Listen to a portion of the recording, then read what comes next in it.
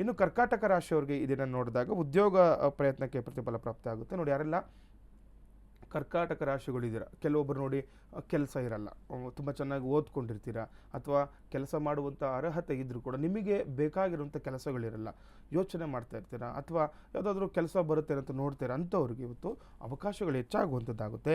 ನಂತರ ಪ್ರಯತ್ನಕ್ಕೆ ತಕ್ಕ ಫಲ ಅಂತ ಹೇಳ್ತೀನಿ. ನೋಡಿ, ಸುಮ್ಮನೆ ಮನೇಲಿ ನೀವಿದ್ದು ಅಥವಾ ನೀವೇನು ಪ್ರಯತ್ನ ಪಡೆದರೆ ಯಾವ ಕೆಲಸನೂ ಕೂಡ ಆಗಲ್ಲ. ಹಾಗಾಗಿ ನಿಮ್ಗೆ ಯಾವ ರೀತಿ ಕೆಲಸಗಳು ಬೇಕು ಅದ್ರ ಬಗ್ಗೆ ಸ್ವಲ್ಪ ಯೋಚನೆ ಮಾಡಿ, ಅದಕ್ಕೆ ತಕ್ಕಂತಹ ಕೆಲಸ ಕಾರ್ಯಗಳನ್ನು ಮಾಡ್ಕೊಳ್ಳಿ. ಪ್ರಯತ್ನ ಪಟ್ಟರೆ ಪ್ರತಿಫಲ ಪ್ರಾಪ್ತಿ ಆಗುವಂಥದ್ದು ಕೂಡ ಇವತ್ತು ಆಗುತ್ತೆ ಕರ್ಕಾಟಕ ರಾಶಿಯವರಿಗೆ.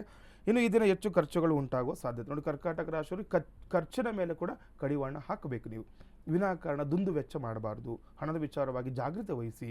ಯಾಕಂದರೆ ಇದೆಲ್ಲ ಜಾತಕ ಫಲದಲ್ಲಿ ಹೇಳುತ್ತೆ, ಸುಮ್ಮನೆ ಅನಗತ್ಯ ಖರ್ಚು ಮಾಡಿಬಿಡ್ತಿರುತ್ತೆ. ಐಷಾರಾಮಿ ವಸ್ತು ತೊಗೊಳ್ಲಿಕ್ಕೆ ಈಗ ಮನೇಲಿ ಹೇಳ್ತಾ ಇರ್ತಾರೆ ನೋಡಿ, ಇವರಿಗೆ ಎಷ್ಟೇ ಹಣ ಕೊಟ್ಟರು ಇವನ ಹತ್ರ ಇರಲ್ಲ ಅಂತ ಹೇಳ್ತಾ ಇರ್ತಾರೆ.